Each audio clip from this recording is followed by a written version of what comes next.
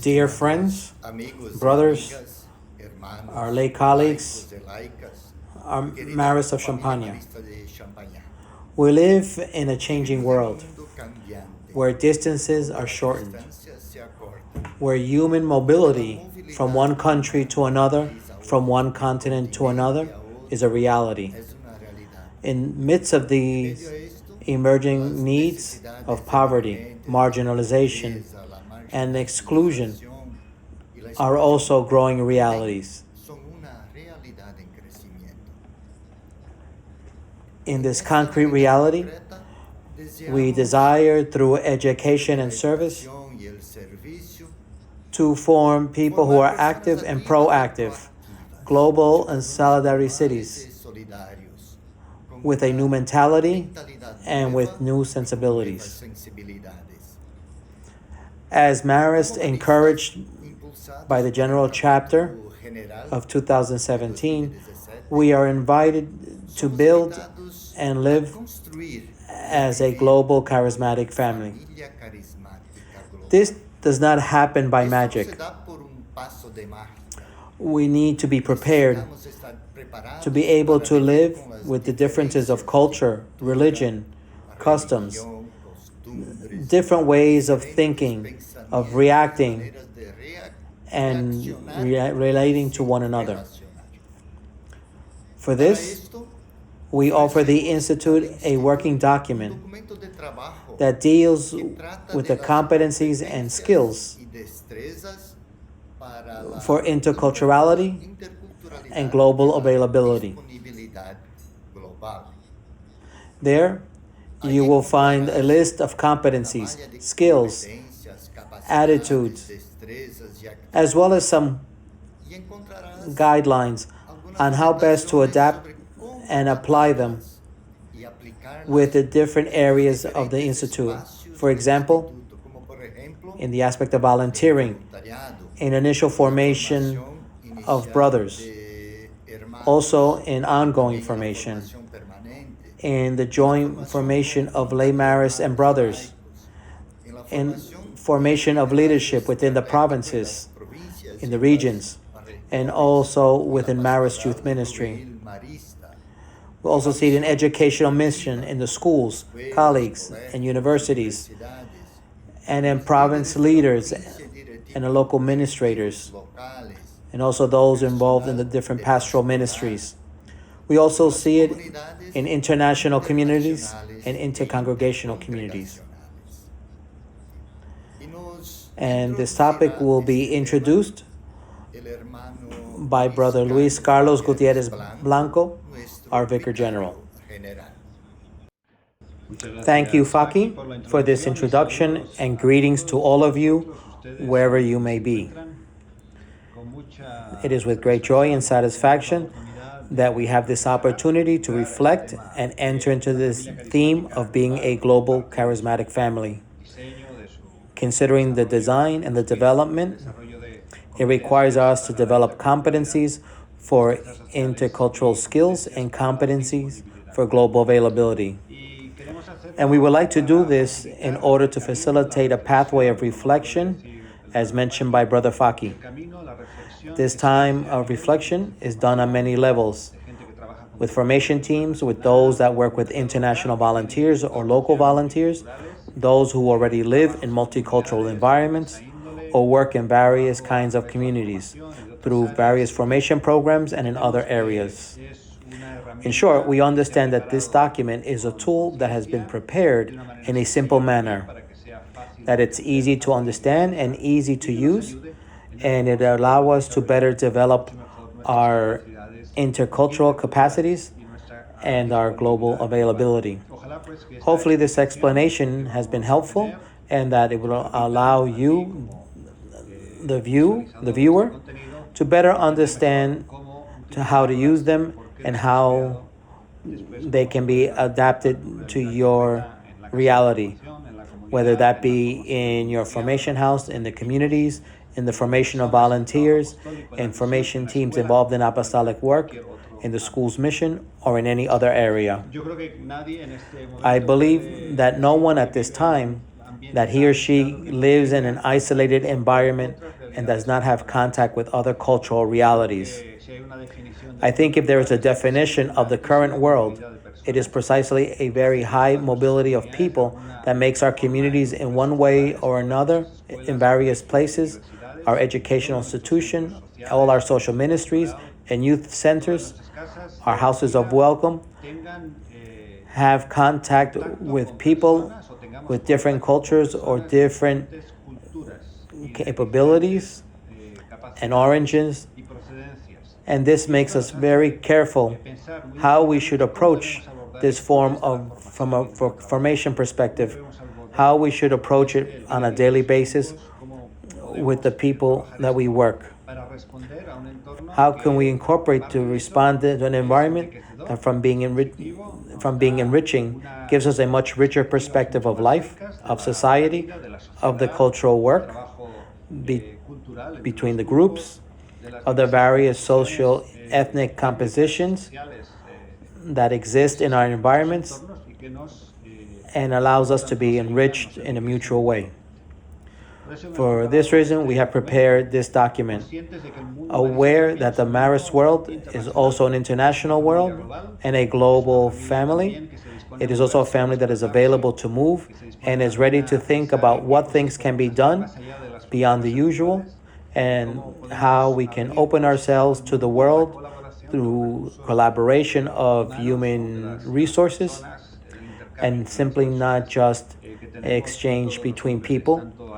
We have it on all levels, on an apostolic level, in terms of volunteering, and at the level of community life, that are gradually expanding in their composition, culturally, in their work, in their mission. So let us reflect on these two aspects.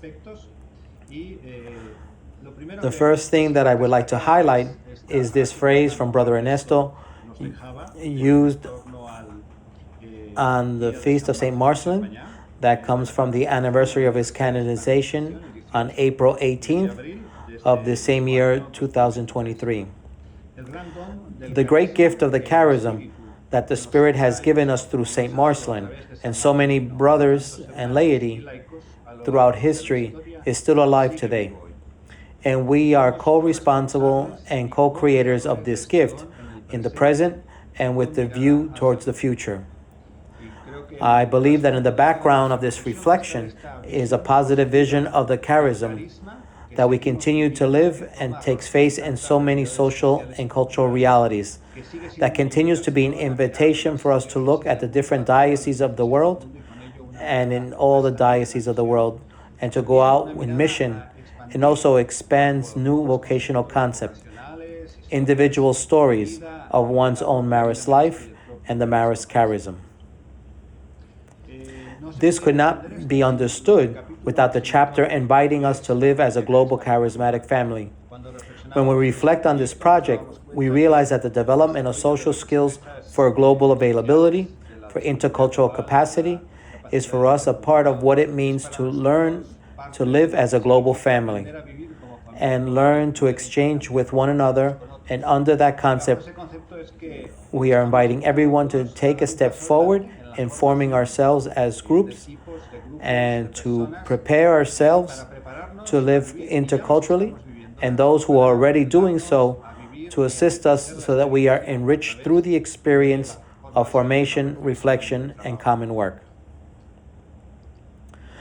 The chapter also not asks us to feel, the chapter not only asks us to feel like a global charismatic family, but also asks us to, in a very clear way, to act as a charismatic family. It asks us to move and act in a different way. It is one thing to understand the concept, the experience of living together. What does that mean? What can it say? Another thing is to move and act.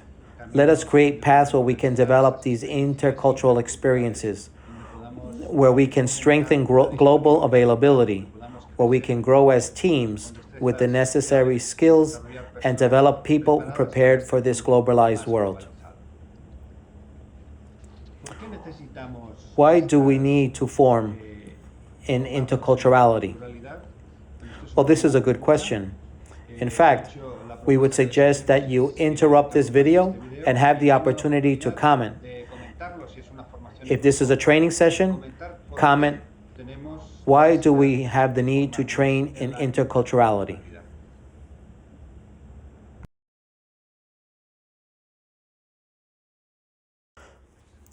We think that interculturality is a characteristic of this current world. It is a very strong characteristic of our Marist reality. And for that reason, we have many reasons at the local level. We have experiences with groups and individuals who come from other places, who live next to us, and who have different cultural backgrounds. In our communities, we see an increasing diversity in the work we do in Marist networks within the regions of the world, including in our own provinces. There is an increased cultural value that is exchanged. And there is a call to move to the other places, which requires an open attitude to understand the cultures of others while understanding our own, and moving forward, and at the same time develop the sense of global availability. Developing interculturality implies gaining an understanding and appreciation of the different cultures and different ways of life. It also requires a willingness to learn about the respects, the beliefs, customs, values, and traditions of other people, and adapt one's behavior and communication style to be more inclusive and respectful of diverse perspectives. By interculturality, we also understand four factors or four procedures. The first is to educate. That is to have the ability to educate oneself about the different cultures, to be formed, to know them, to understand them. Second is to develop. That is to say, to learn that we can grow in empathy, we can have an open mind towards other cultures, and we work on it to expand our vision and our mentality and our feelings.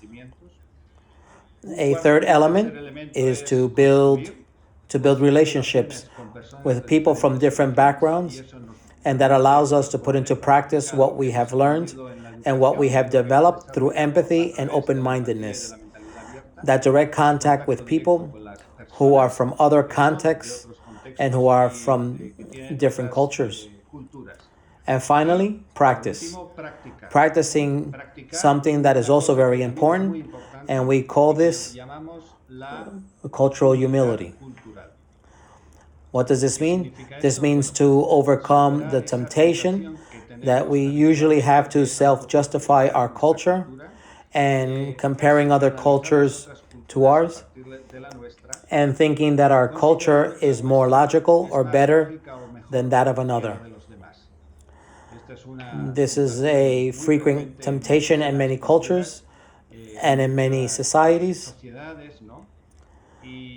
And this exercise of interculturality allows us to grow in humility for one's own culture, to understand how we interpret the world and learn from there, to respect other cultures in their various manifestations and in their various ways of doing, of feeling, of seeing, of interpreting the world, society, the individual, and processes.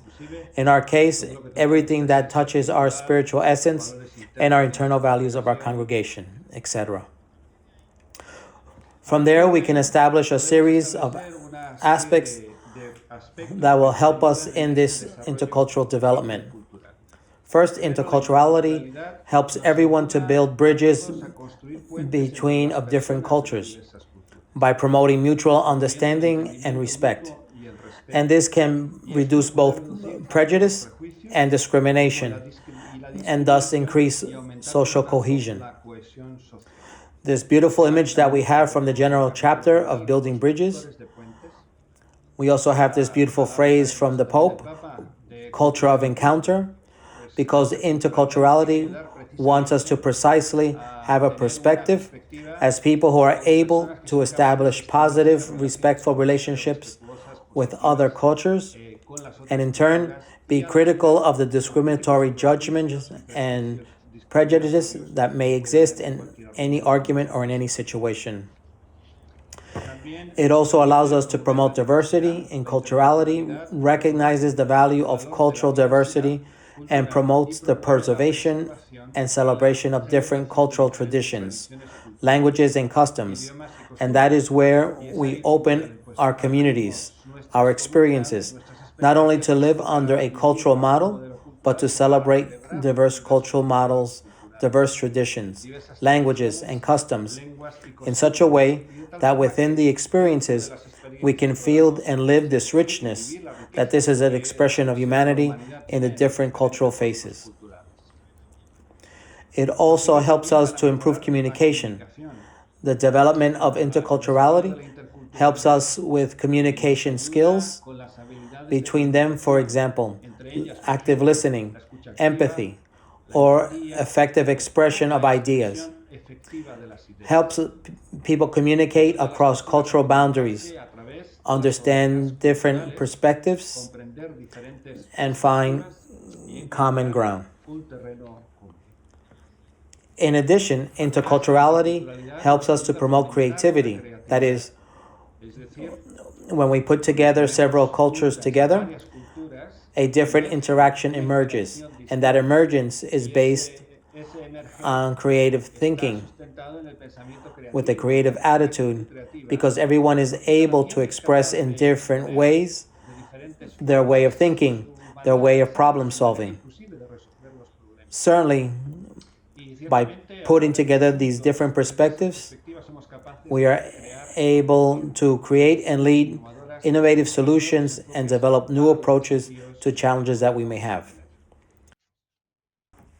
Furthermore, interculturality helps us to promote a global citizenship, a citizenship that is committed to the situations of the world that go beyond the perimeter of any small society, country, or region, and helps to create an awareness of good citizens worldwide and globally who are aware that they are committed to the world around them and who also commit themselves to the responsibility for the well-being of all, including caring for our common home or the environment. I believe that this very much is in line with our Marist slogan of forming good and virtuous citizens. It also connects to the development of people who are able to commit themselves to others, similar to what Pope Francis mentions in his encyclical Fratelli Tutti.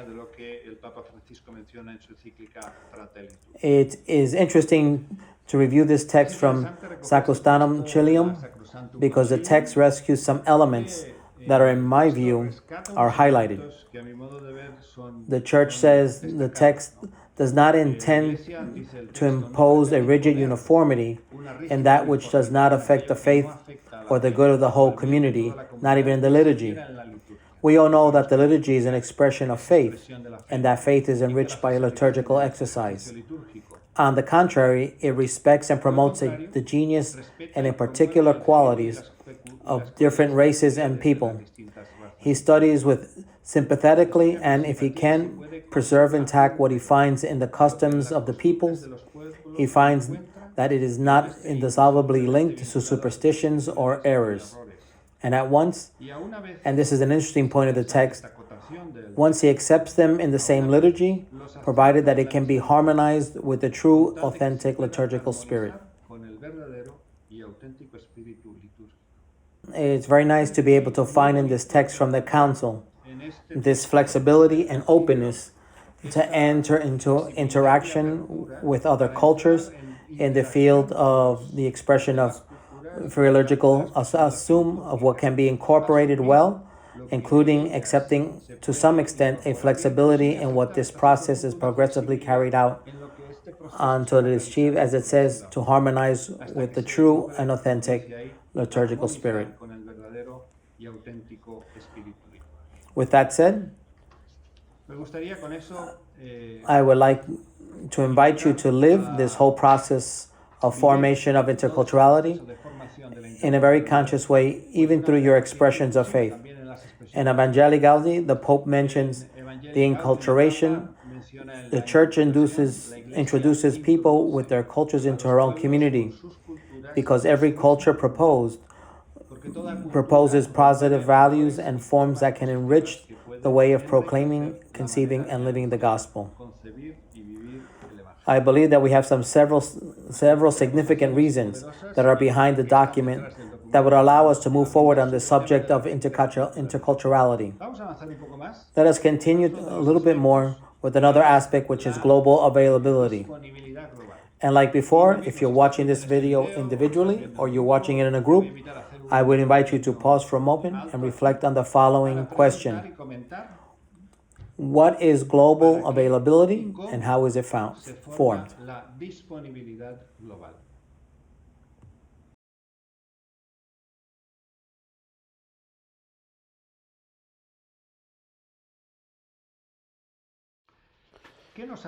How does this global availability support us? Global availability gives us greater access. Obviously, through global availability, we are able to reach different places. We are able to move to other spaces. That greater access is not only in the sense of going, but also in the sense of receiving. It provides greater access to communities and to other peoples and other groups that enrich local community life.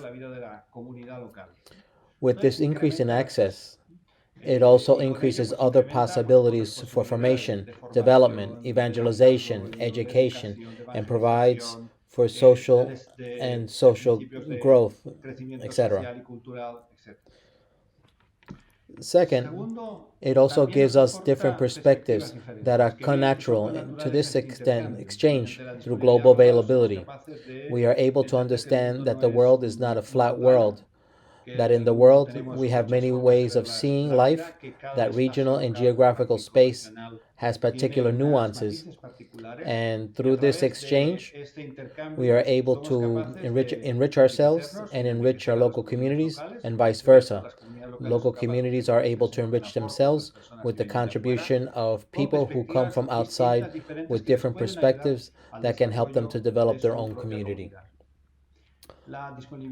Global availability helps us, of course, in collaboration, a collaboration that occurs intimately in various areas, such as development, community experience, life experience, vocational experiences, experiences of service, experience of solidarity, educational programs, and evangelization efforts, in the development of proposals that can be developed in different aspects.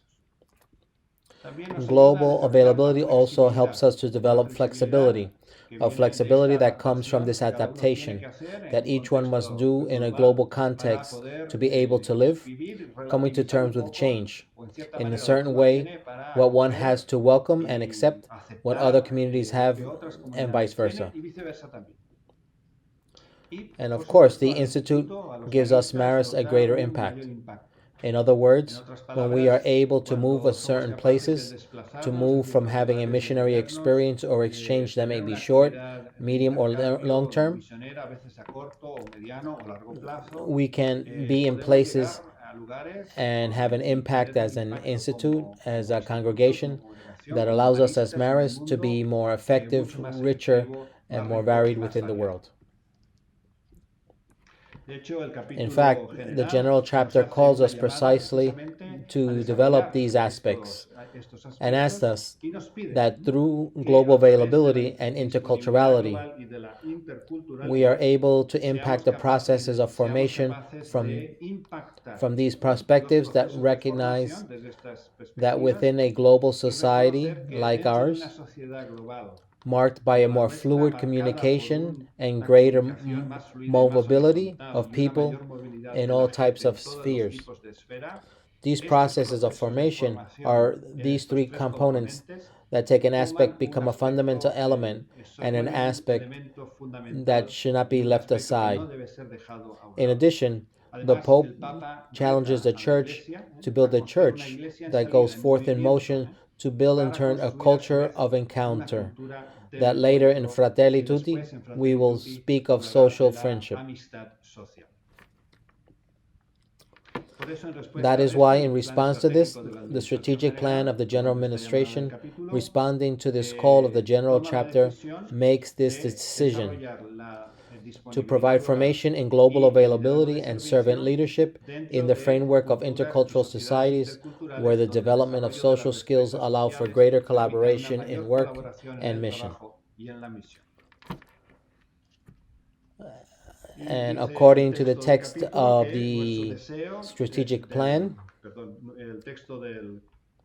our desire is therefore to encourage and promote the development of initiatives, programs, including formation plans that include formative aspects for global availability, interculturality, and social skills for collaborative work at all levels of the Institute.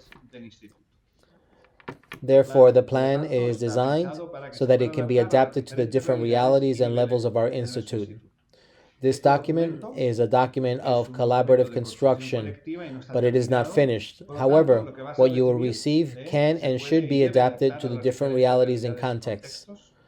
We invite all Marist leaders, brothers, our lay colleagues, people engaged in formation at all levels and in all areas of the Institute, as Brother Fachi said in the beginning, to utilize this document as a reference map.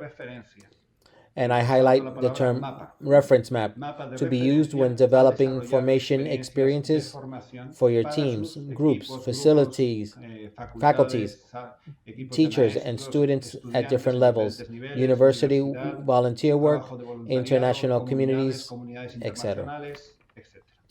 With the contribution of all, we'll be able to progressively foster openness to work in intercultural environments and advance in greater availability for international mission and global movement.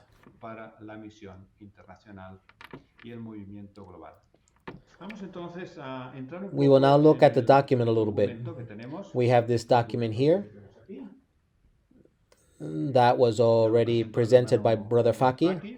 It is in the 4 languages of the Institute. And the document provides us with an introduction. The introduction gives us a brief explanation based on the socio-cognitive theory of education training.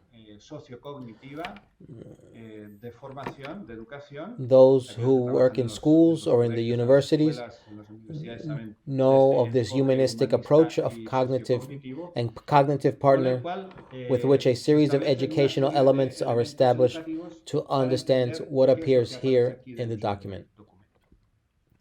This document makes a distinction of several elements. First, it helps us to understand that there are a series of competencies.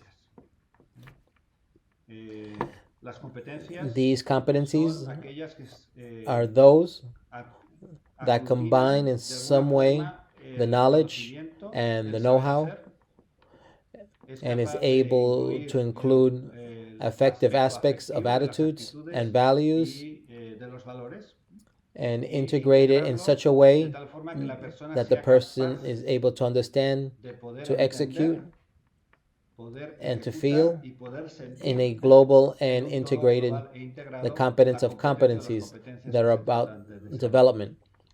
In other words, that the person is competent in something that supposes understanding, doing, and feeling the competence of society. In our knowledge-based society, we understand competence as an adequate integration of the following elements: abilities and skills, which are cognitive mental abilities or tools; values and attitudes, that are affective qualities of a person; mastery of systemic and synthetic context and management of learning methods. All of this applied in a practical way to solve problems in life and everyday work in specific contexts. So the competence is knowing how to do something, how to feel about it, know how to contribute values and attitudes, so that it allows us to solve situations that are localized and that are concrete and specific.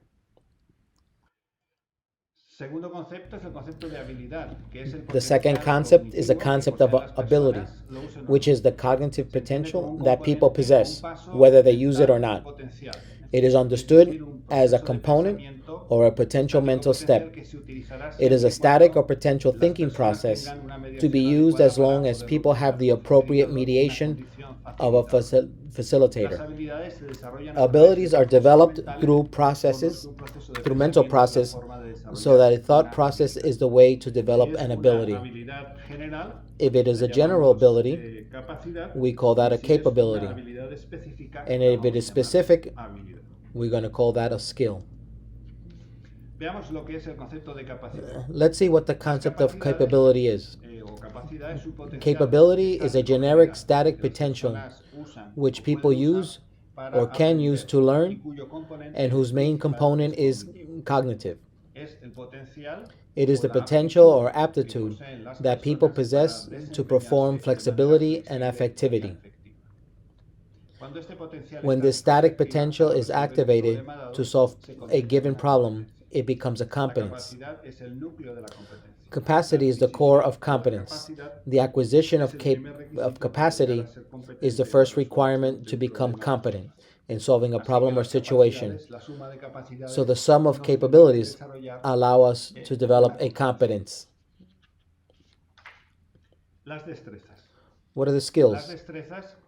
The skills is a specific ability that the person can use to learn.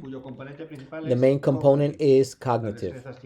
Like a capability, it expresses the potential or the aptitude that people possess to perform specific mental processes.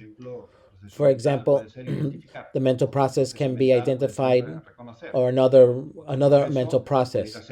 It can be recognized another process through the analysis and successively.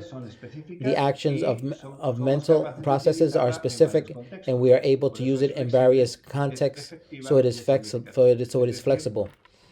It is effective and it is significant, that is to say, or identifies it.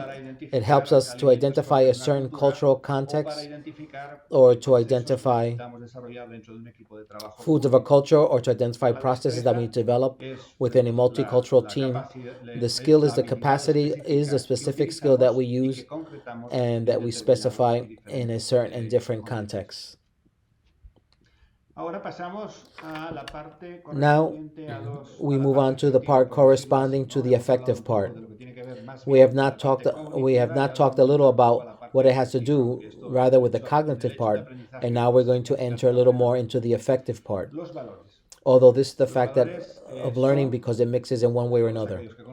The values are all those that we know of, and we know them very well. Much of our Marist philosophy is based on values and refers to a person, situation, or object that possesses elements of good truth or beauty.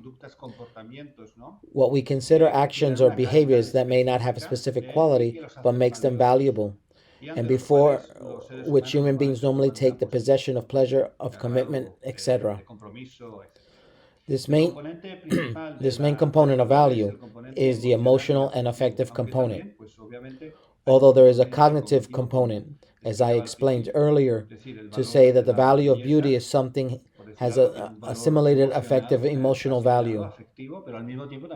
But at the same time, it also has a cognitive value because it allows one to appreciate the components of beauty and identify them, etc. The same thing we can say of truth. It is to say there is an adhesion to the truth, but at the same time there is a rational process to understand, to be able to distinguish what is truth and what is not truth. Values grasped through the lens of the heart. Max Scheler, any value, for example, responsibility, solidarity, respect, tolerance, love, etc., has several layers of application that can be used to the individual level, to the own experience, to the social change, or to the ethical or moral field, that is the rational analysis, or to the custom, that is religious field, to the transcendent field, and so on. At any level we want placing these layers that are usually called meta values. And attitudes. Attitude is a stable predisposition towards something. A predisposition which means that I normally tend to act that way in the way the person habitually reacts to such a situation. This is something to which we react to as to a person, a material situation, an object, or an ideology, etc. The attitude is the predisposition to be motivated in relation to a person, an object, and the act of that. For example, a generous person has the predisposition to act generously with us. An attitude of honesty means that the person has the predisposition to act honestly, transparent with others. Therefore, it's a set of attitudes that are lived and internalized by the person, that the person believes in, and that the value has been assumed by the individual, by the subject, to a greater or lesser degree.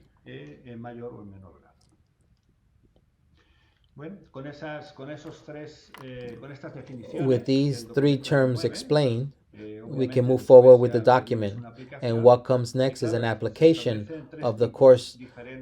This is established in three different types of competencies. Some competencies that are generic competencies, others are specific competencies, and we will have some instrumental competencies. When we have the opportunity to see in the book, we will see that they are classified in three different colors.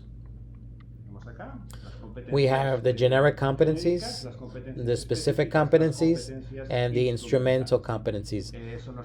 That will help us because it has to do with aspects that are connected with the level of applicability of the competence. In the book, you will find the explanation as well as the other concepts that are explained. For those who can help in the understanding or are curious about the concepts, although it is a very synthetic book and elaborated with the idea of being a manual that is practical, useful, and applicable. With this, we propose through personal reflection a map, actually two maps. One map that has to do with interculturality, and the other map that has to do with global availability. So we took on the task of thinking about how we can help people who want to be formed in interculturality or in global availability, so they can develop an itinerary through different contexts, through different competencies, skills, and capabilities, considering all that we have spoken about regarding skills, competencies, attitudes, and values. How can we help them so they can design an educational plan that will assist them in preparing a meeting with a group, develop an activity or several activities throughout the year with your social centers or your teams, with your intercultural teams, or in other forms? Well, this map was developed and served as a guide. As you can see, there is a progressive path.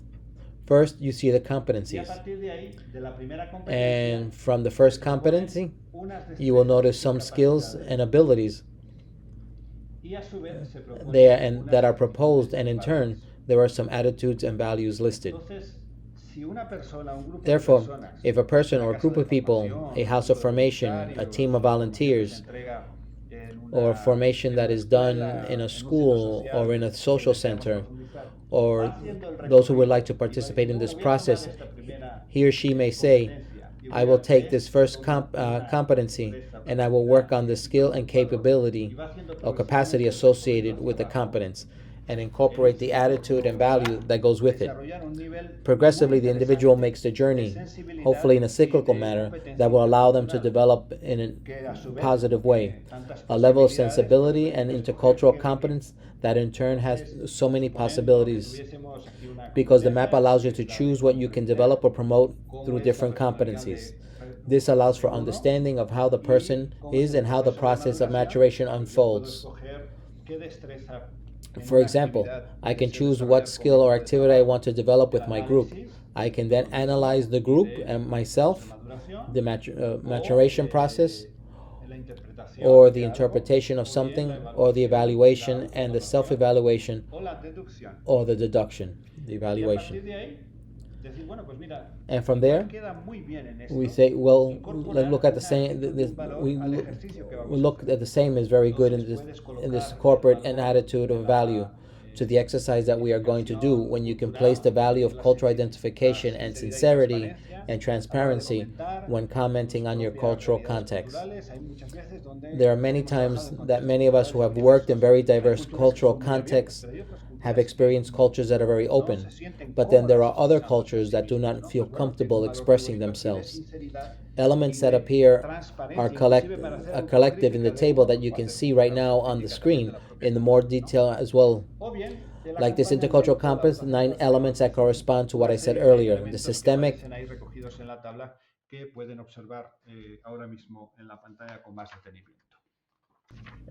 We can see the 9 elements that correspond to what I said earlier, the systemic, interpersonal, and the instrumental. And we move in this horizontal way. We also have a second table that goes to do with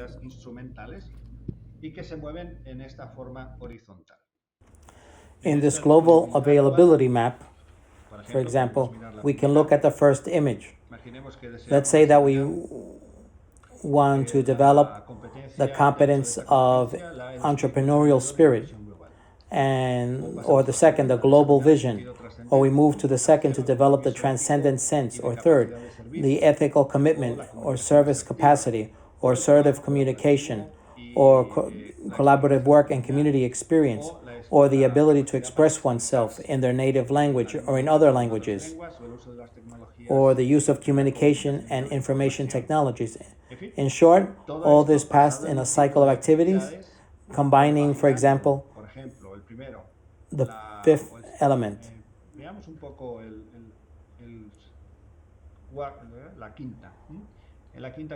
Let's look at the fifth element.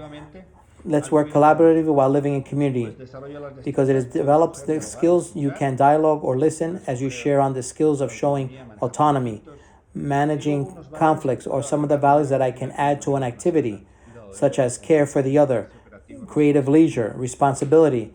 When you read the whole map, you will realize that there is a set of pieces that follow a cycle that will help you in an extraordinary or in a better way to help to develop a sense of global availability within that perspective. Now, each one of these competencies within the major competency has within the book a definition. We show here, for example, then appears a description of the layers and aptitudes and capacities, and that of the attitudes and values. Then we have a complete description of each of these competencies within the general competence that corresponds. And at the end, we have a rubric in case we want to do a self-evaluation, or that we would like to do a group evaluation, or that we would like to do an exercise of collective reflection. We have some formations of rubrics where it is collected. If the competence is very basic, if it is already in a level of realization in 2 different levels. And finally, if it is well subtly established, I think it is a very practical guide, very helpful, very good. And it also helps us to think and to advance and to have matured in this area that we may be lacking. With this in mind, we are going to propose how we can use these different rubrics. On the screen, you can see it in the presentation with the different levels of achievement and the level of completion.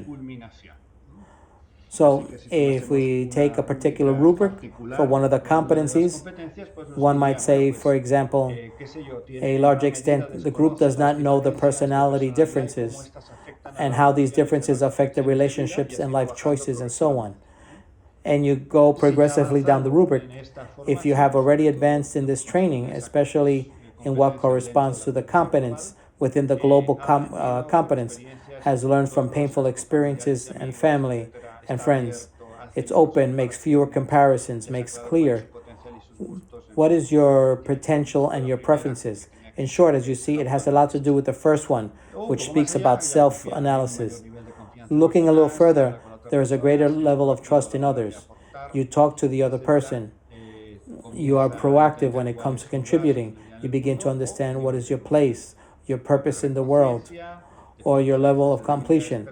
There's an awareness of personal strengths and weaknesses, the impact of these relationships, and how the person feels comfortable with him or herself. Is there sincere transparency to speak one's dark side and fragility within life, and personal plans for the future, and so on. We wanted these rubrics to appear in each of the competencies of the chart because they can be very helpful for the formation teams, for the individual person to say, I feel good about it, I need to maybe advance more in this area. It would be very interesting to build something along this path. So, how do we do this? We wanted to do something very simple, based on the socio-cognitive and humanistic paradigm, and therefore it means we need to play a little bit with the chart.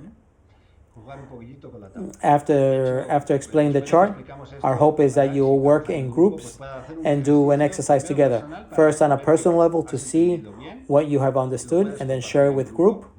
Although it may be better to do it in group first to see that all participants have the same understanding of the task and then move to a personal level to make sure that all have grasped well the meaning of what I'm supposed to do and accomplish in this task.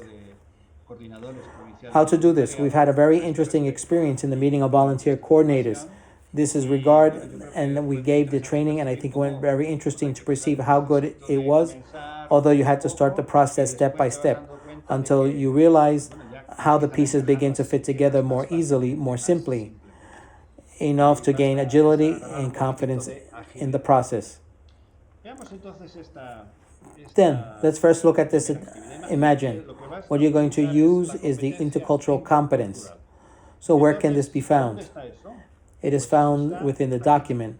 It is one of those that appear here in the book. In this case, it's competence number 3 of the interculturality that speaks of the awareness of interculturality and diversity. Then you choose one. In this case, you can choose this one. It's not 3, but 4. But from here, you have to do is say how do I want to work awareness of interculturality and diversity with my group? In order to live in an intercultural environment and communities, imagine a neighborhood where there's a large migrant population, or teams that are made up of different nationalities or volunteers who they are going to leave for another country, another context. In short, in our own schools and social centers are composed of so much diversity today.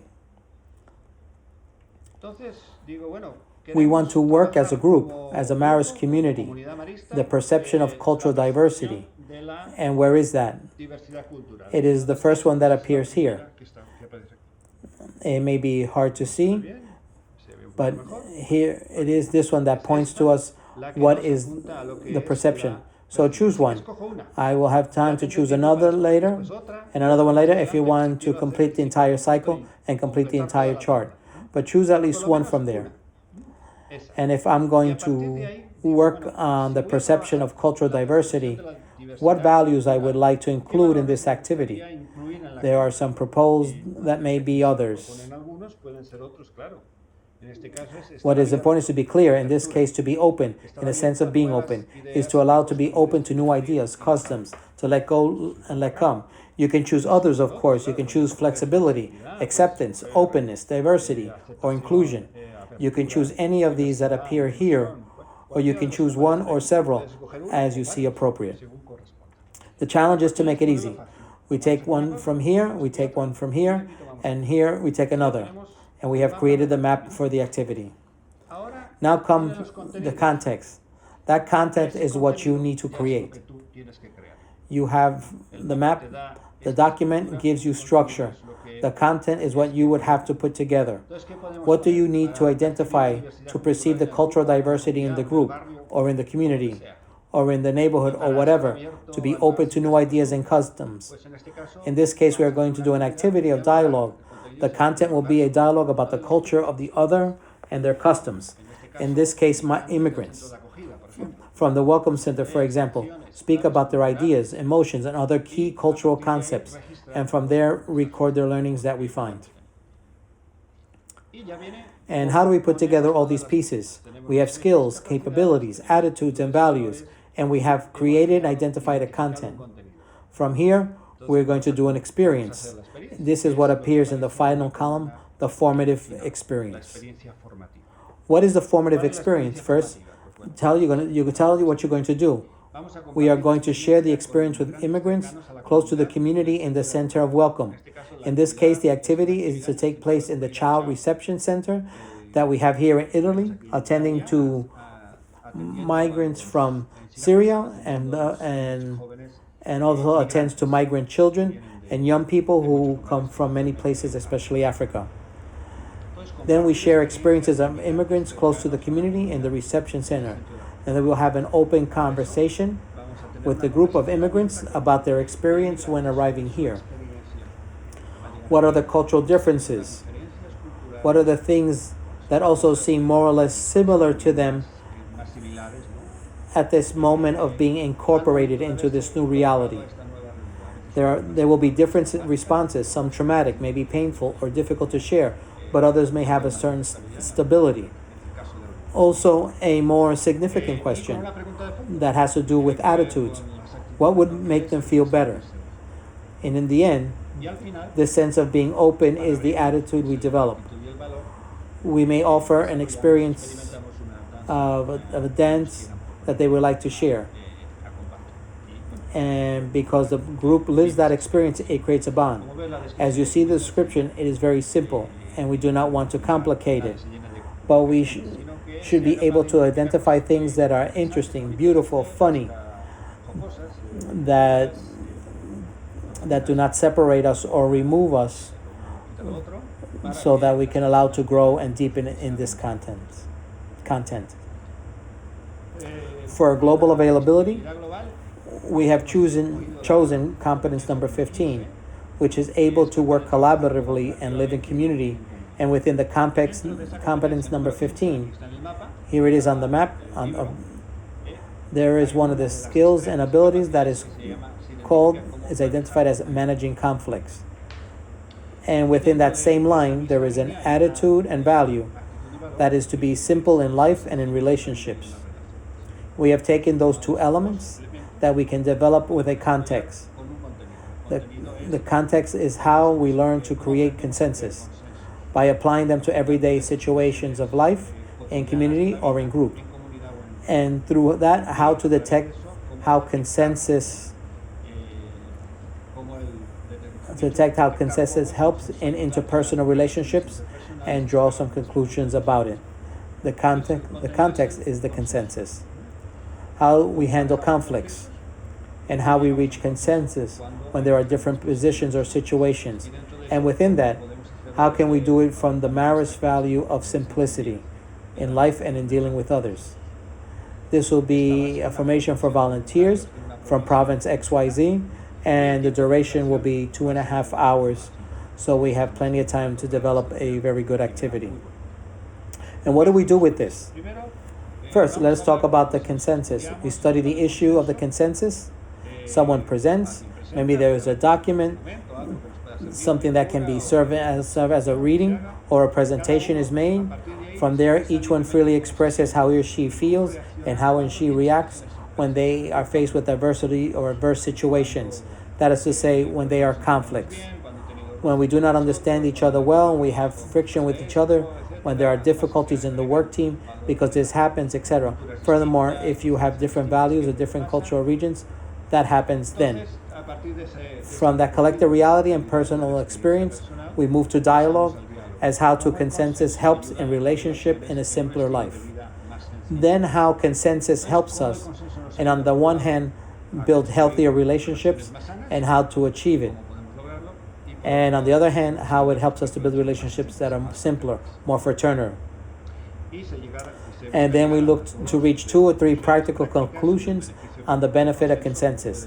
How can it help the specific group or community or team understand that consensus is good for interpersonal relationships? If a person who knows how to handle conflict is trained to work in group, and above all allows him or her to work in environments of global availability anywhere. Well then, there are some examples. There's a small sheet with an outline and a chart to complete. You are invited. There's an invitation we sent to all to get to work, whether if you work in a house of formation with the novices or temporary professed, if you're working at a team of volunteers, maybe in a school with your teachers, or in local international communities with an apostolic team, or in any of the scenarios of primary, secondary education, training with university, tries to create a cycle of small activities over a 1 or 2 year cycle, because an educational experience that can generate a different sensitivity and generate greater intercultural capacity, in turn can also generate greater global availability.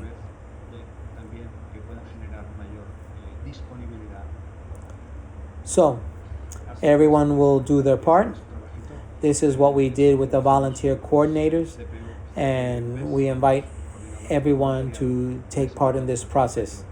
So if you're looking at this to do something, I would encourage you to stop here and put your people to work. Well, with this, we basically finish up. Thank you very much for your attention. This work has been done with a wonderful companion of ours, Brother Marino, who has gone to heaven, as well as other members of the general administration. In addition, members of the general government of the General House also assisted, and to whom we are very grateful for helping us in this process. A special thanks to all those who have reread, and helped develop a simple, practical document that is well orientated to help us grow as Maris and learn to live interculturality. Well, my friends, may our good God and our good Mother continue to accompany you and make these aspirations that the General Chapter left us, and that we collect as valid aspirations the good for the Maris world and for Maris life. Thank you and for your attention, and whatever you need, feel free to reach out, and your servant here in this process. Thank you.